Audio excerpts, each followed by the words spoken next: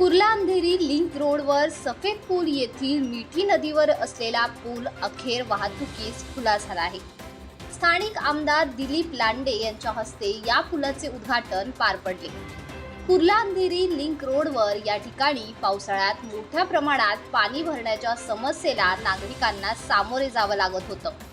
तसेच जुना पूल हा अरुंद आणि जुना असल्याने इथे मोठ्या प्रमाणात वाहतूक कोंडीही होत होती।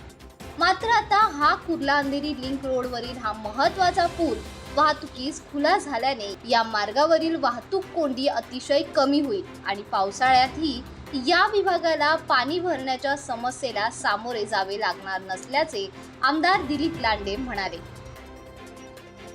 रस्ता रुंदीकरण त्याचबरोबर या पुलाचं रुंदीकरण आणि सुशोभीकरण हे काम हातामध्ये घेतलेलं आहे। गेले 20 वर्षामध्ये जे झालं नव्हतं ते काम या ठिकाणी महाराष्ट्राचे उपमुख्यमंत्री आदरणीय एकनाथ शिंदे साहेबांच्या आशीर्वादाने हे काम आपण या ठिकाणी पूर्ण करत आणलेलं आहे। या ठिकाणी आज तुमच्या साक्षीने लोकांच्या उपस्थितीमध्ये पुलाच्या दुसऱ्या टप्प्याचं आपण लोकार्पण करत आहोत। आज लोकांना वाहतुकीसाठी खुला करत आहोत। गेले अनेक वर्ष या नाल्याचं या मिठी नदीचं पाणी या कुर्ला अंधेरीवरती 3 ते 4 फूट भरायचं।